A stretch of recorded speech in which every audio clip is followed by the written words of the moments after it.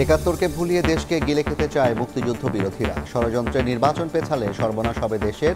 ঠাকুরগাঁওয়ে মির্জা ফখরুল। সংস্কারে ফায়সালা সংসদে। চেষ্টা করা হচ্ছে মুক্তিযুদ্ধটা ভুলাই দিবার টানে এরা আজকে দেশটাকে গিলে খাওয়ার চেষ্টা করে ষড়যন্ত্র চলছে। নির্বাচনকে বানচাল করে দেওয়া, নির্বাচনকে পিছিয়ে দেওয়া মানে আমাদের সর্বনাশ হওয়া। সংবিধান মানলে 2026 সালে নির্বাচন আয়োজন সম্ভব না। গণভোট বিরোধীদের ফ্যাসিবাদের সমর্থক আখ্যা জামায়াতের। ভোট পেছালে দায়ী থাকবে দুই দল, বলছে এনসিপি। এই সরকার কি সংবিধানের ভিত্তিতে গঠিত হয়েছে? না। 5 বছর পর পর নির্বাচন হওয়ার কথা। 26 সালকে 5 বছর পূর্তি হয়, তাহলে এটা কি সংবিধানে আছে? যে প্রশ্ন যদি কোনো রাজনৈতিক দল তোলেন, তাহলে তারা ফ্যাসিবাদের অবস্থানটাকে সমর্থন করে। ইলেকশন যদি পিছিয়ে যায়, আপনারা দুই দল ইতিহাসে ইলেকশন পিছানোর জন্য দায়ী থাকবেন। দেখছিলেন প্রধান শিরোনাম। রাত 11টার সময় সঙ্গে আছি আমি জাফর সাদিক। এছাড়া খেলার খবর জানাতে থাকবেন। ধন্যবাদ আপনাকে। বিশ্বের নানা প্রান্তের খেলাধুলার খবর জানিয়ে দেব আমি মাকসুম আলম খান। এবার অন্যান্য শীর্ষ সংবাদ। গ্রামীণ ব্যাংকের প্রধান কার্যালয় সহ রাজধানীর 4 স্থানে ককটেল বিস্ফোরণ। 3টি বাসে আগুন। সন্দেহভাজন একজন গ্রেপ্তার। হামলায় জড়িতদের ধরতে অভিযান।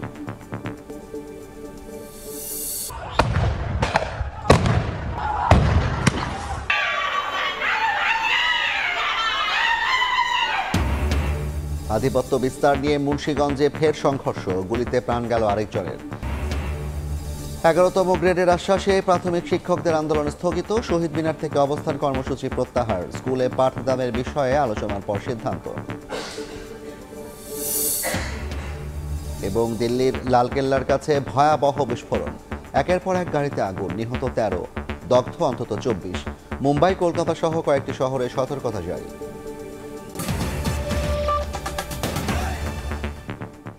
একাত্তরকে ভুলিয়ে দেশকে গিলে খেতে চায় মুক্তিযুদ্ধ বিরোধীরা। তবে ষড়যন্ত্রে নির্বাচন পেছালে সর্বনাশ হবে দেশের। ঠাকুরগাঁওয়ে নিজ এলাকায় নির্বাচনী কর্মসূচিতে বিএনপি মহাসচিব মির্জা ফখরুল ইসলাম আলমগীর আরও বলেন, যুক্তরাষ্ট্র থেকে আসা লোকের জোর করে চাপিয়ে দেয়া কিছু মানবে না জনগণ। সংস্কার নিয়ে ফয়সালা করবে আগামী সংসদ। দেশে বইছে নির্বাচনী হাওয়া। প্রার্থী ঘোষণার পর গণসংযোগের মাঠে ময়দানে ছুটছেন বিএনপি মনোনীতরা। ঠাকুরগাঁওয়ের নিজ নির্বাচনী এলাকায় একের পর এক কর্মসূচিতে যোগ দিচ্ছেন দলটির মহাসচিব মির্জা ফখরুল ইসলাম আলমগীর। সোমবার সকালে মুক্তিযোদ্ধা কমপ্লেক্সে মুক্তিযোদ্ধা ও তাদের সন্তানদের সঙ্গে মতবিনিময় করেন মির্জা ফখরুল। বলেন, নির্বাচন পিছিয়ে দেওয়ার ষড়যন্ত্র করে দেশকে আজ গিলে খাওয়ার চেষ্টা করছে মুক্তিযুদ্ধ বিরোধীরা। আজকে একটা চেষ্টা করা হচ্ছে মুক্তিযুদ্ধটা ভুলাই দিবার টানে এরা আজকে দেশটাকে গিলে খাওয়ার চেষ্টা করে। আজকে যে চক্রান্ত ষড়যন্ত্র চলছে, নির্বাচনকে বানচাল করে দেওয়ার, নির্বাচনকে পিছিয়ে দেওয়ার, সেই নির্বাচনকে পিছিয়ে দেওয়া মানে আমাদের সর্বনাশ হওয়া, এই দেশের সর্বনাশ হওয়া। কারণ এখন একটা নির্বাচিত সরকার খুব দরকার। পরে সদর উপজেলার বড়দেশ্বরী হাটে নির্বাচনী মতবিনিময় সভায় যোগ দেন তিনি। ধানের শীষে ভোট চেয়ে বিএনপি মহাসচিব বলেন, কোন কোন বিষয়ে সংস্কার হবে তা ঠিক করবে আগামী সংসদ। জোর করে চাপিয়ে দিলে মানবে না জনগণ।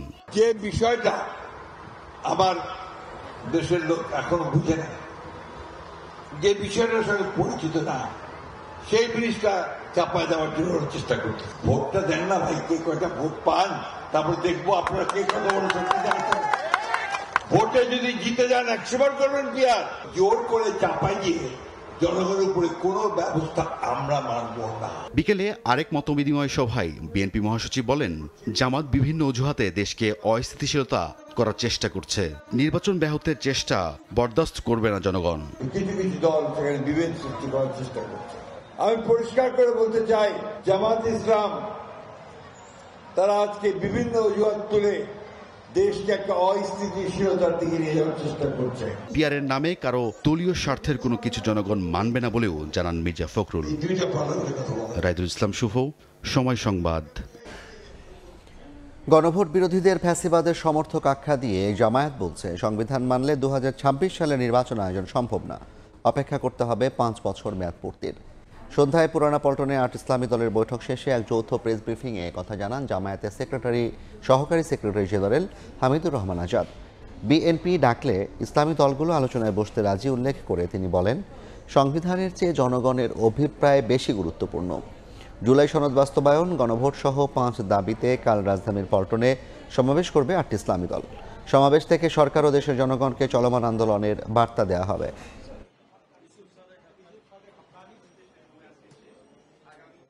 এই সরকার কি সংবিধানের ভিত্তিতে গঠিত হয়েছে? না। তাহলে আপনি সরকার অবস্থান কোথায় যাবেন? সুতরাং এই জায়গায় হাত দিতে গেলে বহু ধরনের জটিলতা তৈরি হবে।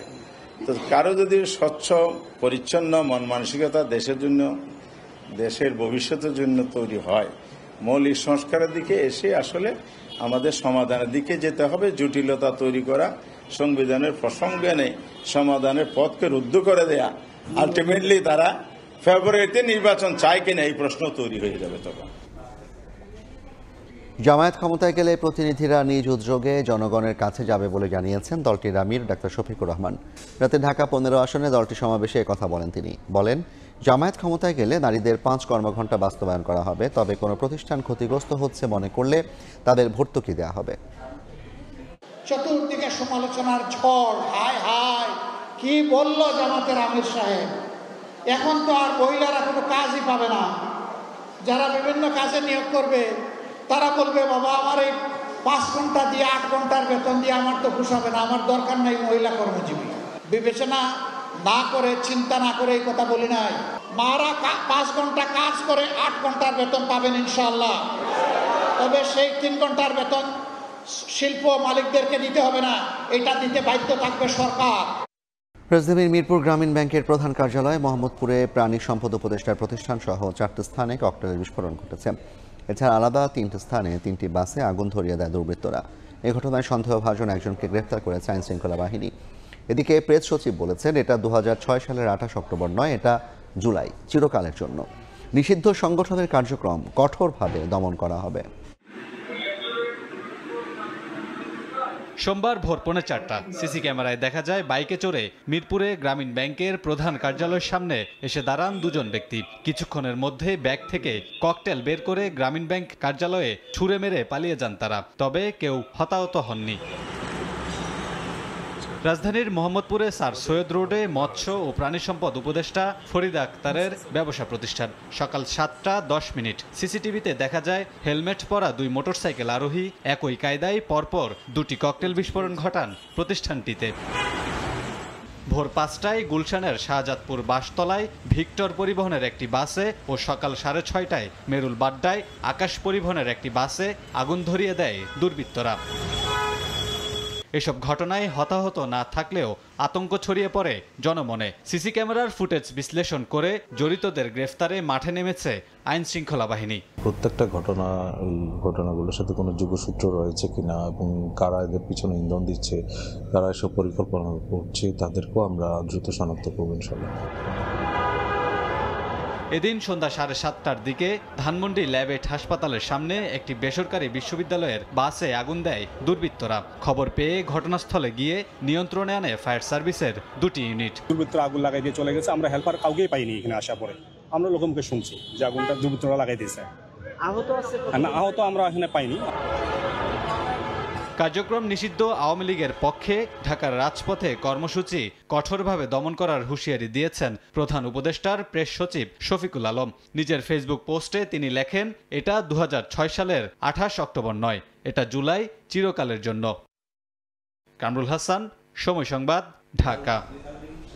নির্বাচন ঘিরে অশুভ শক্তির ষড়যন্ত্র চলছে, এ নিয়ে সজাগ আছে সরকার। এই অবস্থায় দেশবাসীকে আতঙ্কিত না হওয়ার পরামর্শ দিয়েছেন পরিবেশ উপদেষ্টা সৈয়দা রিজওয়ানা হাসান।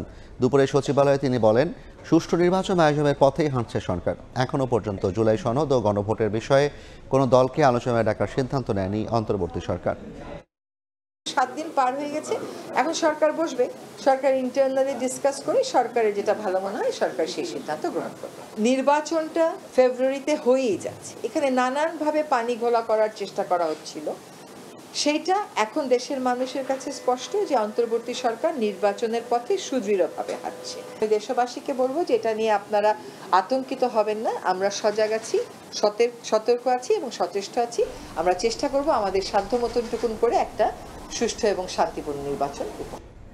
সপ্তাহ পেরোতে না পেরোতেই মুন্সিগঞ্জের চরডুমুরিয়ায় ফের সংঘর্ষ, আধিপত্য বিস্তার নিয়ে গুলিতে প্রাণ গেল আরেকজনের। নতুন করে সংখ্যা এড়াতে অতিরিক্ত পুলিশ মোতায়েন করা হয়েছে। নাসির উদ্দিন উজ্জ্বলের রিপোর্ট, ছবি তুলেছেন আবু সাইদ।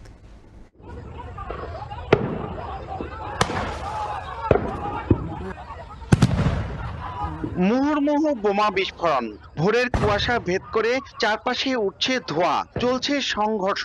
এই চিত্র মুন্সিগঞ্জ সদর উপজেলার মোল্লাকান্দির চরডুমুরিয়া এলাকায়।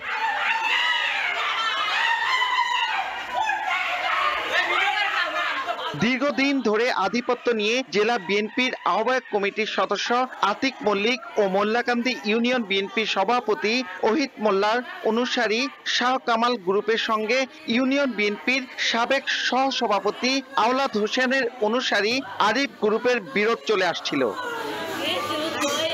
কিছুদিন আগে সংঘর্ষের পর থেকে এলাকা ছাড়া ছিল শাহ কামাল গ্রুপের লোকজন। তবে তারা এলাকায় ফেরার খবরে সোমবার ভোরে হামলা চালায় প্রতিপক্ষ। এ সময় গুলিবিদ্ধ হন আরিফ মির ও ইমরান। তাদের হাসপাতালে নিলে আরিফকে মৃত ঘোষণা করেন চিকিৎসক, আর ইমরানকে গুরুতর অবস্থায় ঢাকা মেডিকেলে পাঠানো হয়। আমার স্বামীর এমন মুদা করে দিল, আমার বুক খালি করে দিল, আমি কইজন যামু। প্রায় 5:30 6টা এই টাইমে ওরা গ্রামে অতর্কিতভাবে ঘুমন্ত মানুষের উপরে হামলা করছে। মোল্লাকান্দি ইউনিয়নে শান্তি হয়, এই অশান্তি কারা করে, প্রশাসন ওইটার খেয়াল করে। গুলিবিদ্ধ অবস্থায় দুইজনকে আমাদের এই মুন্সিগঞ্জ সদর হাসপাতালের ইমার্জেন্সিতে নিয়ে আসা হয়। এর মধ্যে একজনকে আমরা মৃত অবস্থায় পাই, যার শরীরে বুলেটের আঘাত আছে।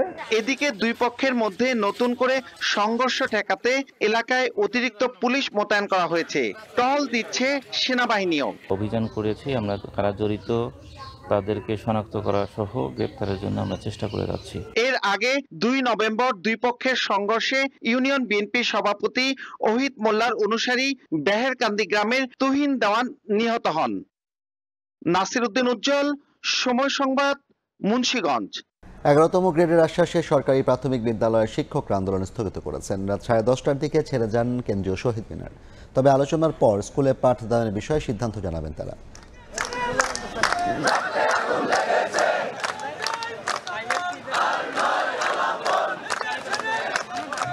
কেন্দ্রীয় শহীদ মিনারে সারা দেশের প্রাথমিক বিদ্যালয়ের সহকারী শিক্ষকরা সোমবার সকাল থেকে 3 দফা দাবিতে স্লোগানে মুখর পুরো প্রাঙ্গণ। বেতন ভাতা বাড়ানোর দাবিতে সোমবার তৃতীয় দিনের মতো অবস্থান কর্মসূচি পালন করেন শিক্ষকরা। বিভিন্ন স্কুলের শিক্ষকরাও যোগ দেন কর্মসূচিতে। এই বৈষম্য মেনে নেওয়ার মতো না, এই প্রশাসন আমরা মেনে নেব না। আমরা তো স্টুডেন্টদের বিরুদ্ধে না, সুতরাং আমরা চাই ক্লাসরুমে ফিরে যেতে। 11তম গ্রেডের আশ্বাস পেয়ে রাতে আন্দোলন স্থগিতের ঘোষণা দেন শিক্ষকরা। কেন্দ্রীয় শহীদ মিনার থেকে অবস্থান কর্মসূচিও প্রত্যাহার করেন। তবে আলোচনার পর স্কুলে পাঠদানের বিষয়ে সিদ্ধান্ত নেওয়া হবে বলে জানান আন্দোলনকারীরা। প্রশাসনের কাজে সহযোগিতা করে আপাতত কেন্দ্রীয় শহীদ মিনার থেকে আমরা বাইরে যাচ্ছি। এদিকে নির্বাহী আদেশের মাধ্যমে নিয়োগের দাবিতে রাজধানীর শাহবাগে অবস্থান কর্মসূচি পালন করেন 1 থেকে 12তম নিবন্ধিত নিয়োগবঞ্চিত শিক্ষকেরা। তাদের অভিযোগ, আশ্বাস পেয়েও নিয়োগ না পাওয়ায় এই লাগাতার অবস্থান। মানিক মোহাম্মদ ওমর, সময় সংবাদ, ঢাকা। কুমিল্লায় ট্রাক সিএনজি অটোরিকশার ত্রিমুখী সংঘর্ষে প্রাণ গেল 3 জনের, আহত হয়েছেন আরও 5 জন। এদিকে রাজশাহী ও ঝিনাইদহে বাস চাপায় নিহত হয়েছেন 2 জন। ট্রাক চাপায় দুমড়ে মুচড়ে গেল অটোরিকশা, প্রাণ গেল নারী সহ 3 জনের। সোমবার সন্ধ্যায় কুমিল্লার লাকসাম 14 গ্রাম আঞ্চলিক সড়কের ফেলনা কাজীবাড়ি ইউটার্নে একটি পণ্যবাহী ট্রাক বিপরীত দিক থেকে আসা 2টি অটোরিকশাকে চাপা দেয়। এতে ঘটনাস্থলেই প্রাণ হারান নারী সহ 3 যাত্রী, আহত হন অন্তত 5 জন। তাদের উদ্ধার করে স্থানীয় বিভিন্ন হাসপাতালে ভর্তি করা হয়েছে। এদিকে রাজশাহী শহরের চন্দ্রিমা 12 রাস্তা মোড়ে যাত্রীবাহী বাস দাঁড়িয়ে থাকা একটি অটোরিকশাকে চাপা দেয়। এতে চালক সহ 5 জন আহত হন। তাদের উদ্ধার করে সদর হাসপাতালে নেওয়া হলে অটোরিকশা চালক ইদ্রিস আলীকে মৃত ঘোষণা করেন চিকিৎসক। এই ঘটনায় ঘাতক বাসটি ভাঙচুর ও সড়কে আগুন জ্বালিয়ে বিক্ষোভ করেন স্থানীয়রা। সম্ভবত বাসের হেল্পার চালাচ্ছিল, তো এটা কারণ দ্রুত আসছিল, এই গাড়িটাতে ধাক্কা মেরে উল্টিয়ে দিয়ে চেপে দিয়ে চলে গেছে। ওনাদের দাবি হলো এখানে স্পিড ব্রেকার দেওয়া আর কি। আমরা সংশ্লিষ্ট কর্তৃপক্ষ সিটি কর্পোরেশনের সাথে যোগাযোগ করেছি।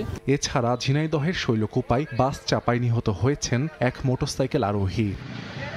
সাহাল আব্দুল্লাহ আলভি, সময় সংবাদ। ইঞ্জিন বিকল হয়ে বঙ্গোপসাগরে ভাসমান অবস্থায় থাকা 24 জেলে সহ একটি মাছ ধরার ট্রলার উদ্ধার করেছে বাংলাদেশ নৌবাহিনী। সকালে মোংলার ফেয়ারওয়ে বয়া থেকে প্রায় 29 মাইল দক্ষিণে ভাসমান অবস্থায় মদিনা 6 নামের ট্রলারটি উদ্ধার করে নৌবাহিনীর জাহাজ বা নৌজা অপরাজেয়। গত 29 অক্টোবর কুতুবদিয়া উপকূল থেকে মাছ ধরতে গিয়ে যান্ত্রিক ত্রুটির কারণে ট্রলারটির ইঞ্জিন বিকল হয়ে যায়। 13 দিন মাছ সমুদ্রে ভাসতে থাকে মদিনা 6। নিয়মিত টহলে গিয়ে ট্রলারটি শনাক্ত করে নৌবাহিনী। 24 জেলে সহ মদিনা 6কে উদ্ধার করে নেওয়া হয় সুন্দরবন সংলগ্ন মোংলা বন্দরের হিরন পয়েন্টে। পরে তাদের কোস্টগার্ড পশ্চিম জোনের কাছে হস্তান্তর করে নৌবাহিনী।